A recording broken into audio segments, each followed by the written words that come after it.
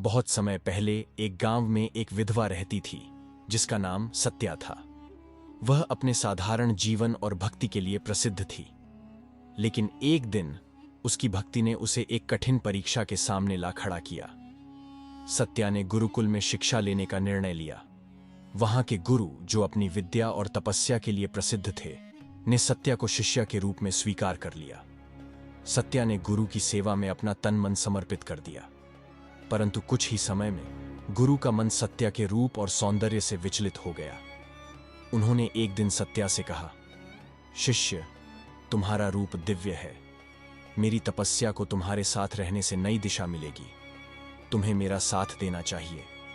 सत्या ने शांत स्वर में कहा, गुरुजी, आपने ही सिखाया कि गुरु शिष्य का रिश्ता पवित्र होता है।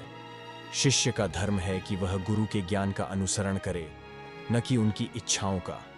लेकिन यदि यह आपकी आज्ञा है तो मुझे एक परीक्षा लेने की अनुमति दें। गुरु ने अचंभित होकर पूछा, कौन सी परीक्षा सत्या? सत्या ने मुस्कुराते हुए उत्तर दिया, आप मुझे अग्नि में बैठने का आदेश दीजिए। यदि मेरी भक्ति और सेवा सच्ची है तो अग्नि मुझे कोई नुकसान नहीं पहुंचाएगी, और यदि आपके मन में कोई विकार नहीं है तो आप भी उसी अग्नि से गुजर सकेंगे। गुरु सन्न रह गए। उन्होंने सत्या के चेहरे पर अडिग विश्वास देखा, लेकिन उनकी अंतरात्मा ने उन्हें सच का एहसास कराया। गुरु ने सिर झुकाकर कहा, सत्या, तुमने मुझे मेरी भूल का आभास कराया। मैं अब समझ गया हूं कि सच्चा गुरु वही है जो अपनी कमजोरियों को स्वीकार करे और अपने पथ पर अडिग रहे। सत्या ने गुरु को क्षमा किया और गुरुकुल छोड़कर चली गई। वह अपनी भक्ति और सत्यनिष्ठा के कारण देवी समान मानी जाने लगी।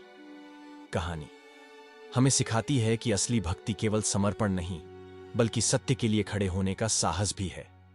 ऐसे ही कहानी सुनाने के लिए चैनल को सब्सक्राइब कीजिए, वीडियो को लाइक कीजिए।